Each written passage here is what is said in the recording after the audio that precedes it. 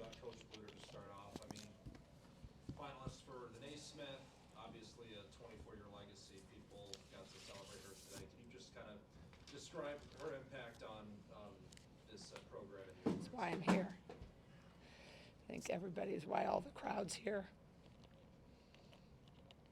That's why, when she moved the needle, changed a lot of people's lives, changed a lot of people's careers. What I think is the coolest thing is so often, I think in every profession, we keep chasing what everybody tells us is the ultimate success. And so I hope she gets into the Hall because I think she's one of the most incredible people. The way she coached, how she coached, I got to see her, front row seat for most of her career. Humble, understood the mission you want to win. But what I really respected is, she went out and she went out on her terms, and I think she showed people how to be a champion, unfortunately, without the ultimate. I think as she handled the first Final Four and all the shenanigans around it in a split second, all the questions. I'll never forget that. I'll never forget her speech she delivered after we lost to South Carolina last year. Class, leader, friend. Wanted to ask about the way the first half went. Obviously not the start you guys wanted. I'd prefer to talk about the second. You can add on the second half if you want. Yeah. Just was there anything in particular that happened in the first half? No, I think it's probably my fault. I think I got really tight. I was really, I thought they let it go really physical. Not why we lost, but I think I got a little incensed. I think I couldn't believe a possession call, and I think I'm learning, I'm learning and growing. So I could have made him a little bit tight. So I'm going to take that. We got a lot of youth playing in a pretty big game. It just, I don't know, I felt really prepared. I'm thankful for the second half because I think that looked like maybe, we were a little bit more prepared. But in defense of that, you can, the other team also was up by 20. They're probably not as sharp as the start. But I would have to watch the film. But, man, we left a lot of unforced errors and left a lot of layups on the table. I think that just is unfortunate. When you're playing a good team, we missed layups. We had some mental miscues. I was trying to do some, first time, maybe not real smart. I was trying to mix up some defenses. Maybe we weren't ready for that. And I think that led up to some transition buckets. And, I think it does go back. I've been trying to tell this group, they don't really see themselves as 2 times in the national championship game because a lot of them, are 6 or new. But we're getting everybody's shot because, Caitlin's number is still on the floor, right? And the memory of that and this crowd. You want to come in as a visitor, and you don't want the crowd to sway you. So they shot the ball really, really well. They don't usually shoot it that well from the threes collectively. So I think that was a lot of it. Just whatever the result today, obviously there was going to be a lot of basketball left. With this group, how do you make this a productive moment? Well, I'm thankful for the second half because this group, that's what they did against Tennessee. We had 31 turnovers that game, right? But they never quit. We could have won the game the Tennessee game, crazy as that sounds. But it's because they kind of did what they did in the second half, right? Same at Michigan State.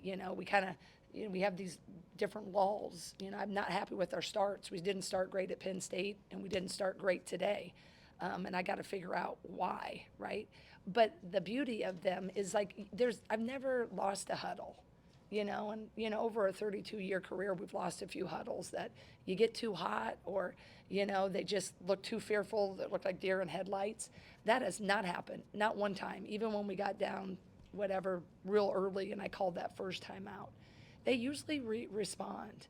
So I think that, we can kind of build on that. That's what I talked about. I said, I kind of talk about what we did do well, what we need to do better, and what's next. And so what we did do well is we had a great second half when we rebounded. What we need to improve is our starts and, making some layups, right, under pressure. And what's next is Illinois. Yeah, Jan, by my count, I think it's 74 turnovers in your 3 losses combined. How, is that a concern for you right now? Yeah, absolutely. Yeah, it is. I've kind of tracked. We have a lot of youth making it. What was unfortunate when we got it to 6, we had had a really bad turnover that led to try to tell them, like, eat the turnover. You don't want a live ball turnover. And we threw it right into the hands of number 2. Michael went down and hit it and went to 8. Got the crowd really into it. So I just need to do a little better job of, trying to maybe put him under a little bit more duress in practice. But, yeah, it's a big concern because if you take I'd say even if you took 5 turnovers off of Tennessee, we might have won it. And that still would have been 26, right? I mean, one might have won it, right? If you take 5 off, we take another 5 off, that'd be 19 at Michigan State. Pretty sure to won that, right? Here, today. So we need to do better entering to the post. That is a concern. We've been really good at that, and we're not that good at it right now. So I gotta figure that out. I'm not spending enough time on it with tension. We're doing it, but I think I need to figure out a way to have a little more tension. I mean, that's the only thing right now, being kind of emotional after a loss, but I'll learn a little bit more with the tape. Yeah. Chad? Yeah, I think 17 of the turnovers from your starting 5, so the veterans. Absolutely. But Absolutely. just turning to the youth, it seems like you earned maybe some trust with the young players today. I guess where are you at to balance what they're giving you, but also still 12 back? Yeah, I mean, I think that, I'll be honest, that this is kind of new territory for me, and I'm sure I get a lot of help on social media. I get a lot of people throwing stuff at me. But,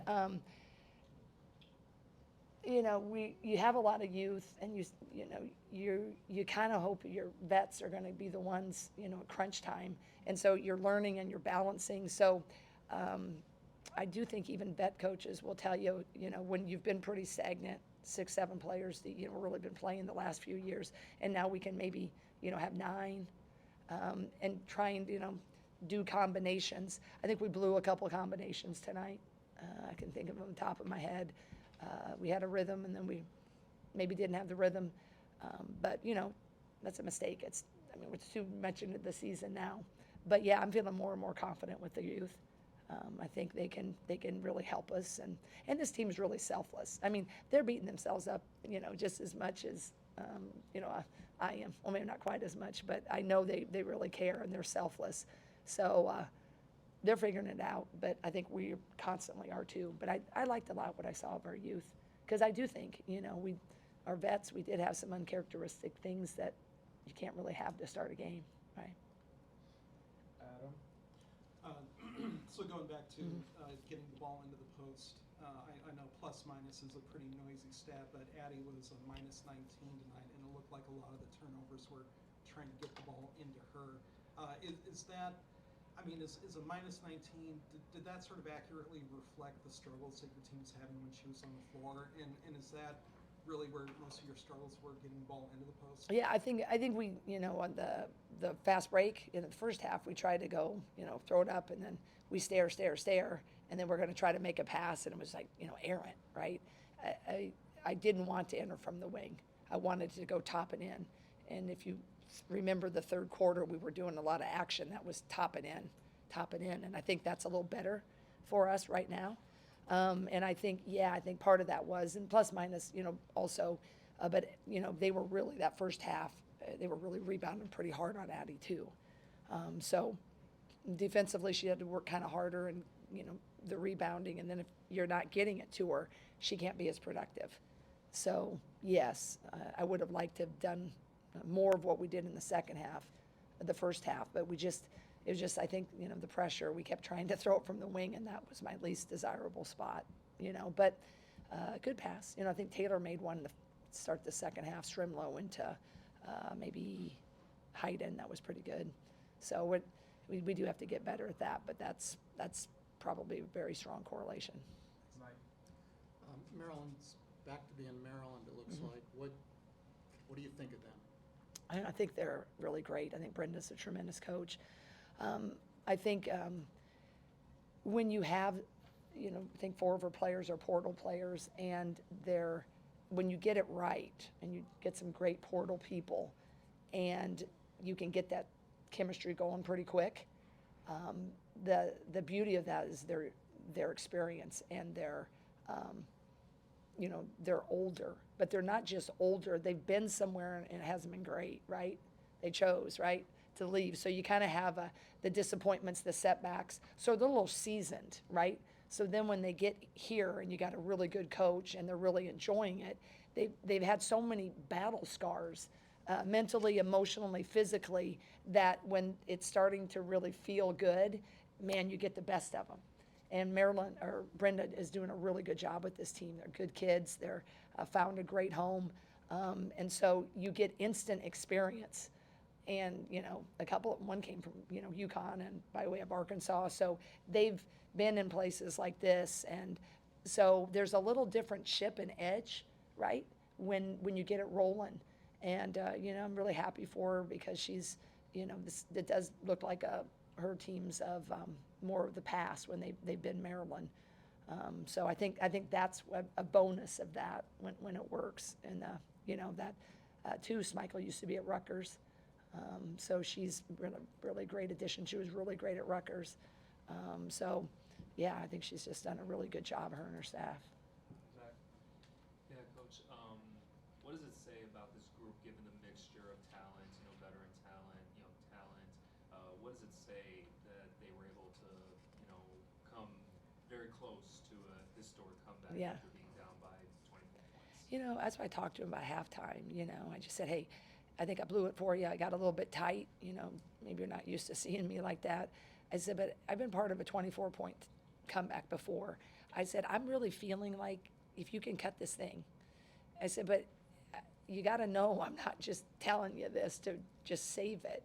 And I felt those eyes. I really did. And I said, it's going to be harder than heck. I said, it's going to be really, really hard. We got to get stops upon stops upon stops. And that when we got it to 6, I would have, crystal ball, I would have liked to seen if we could have hit something. Because this place, got pretty loud for us. So I was really pleased because you can't really do what we did, even if Maryland was on their heels, if they didn't really dig in and believe it too. And that's why they're fun to coach. It wasn't so fun, right, at the beginning when we were looking like we, weren't prepared. But I do like that resilience. And, that's the thing. If you handle a loss right, it can really be helpful. And I'm just trying to, make sure we handle it right, me included. And I think if we handle it right, we can draw on it. We can draw on the second half when we get into another dogfight later on. But what I really want to do is make sure that we don't dig a hole like that, especially at home. That's the thing that's perplexing. Thanks, Jan. Yeah. Thank you all. Appreciate you covering us.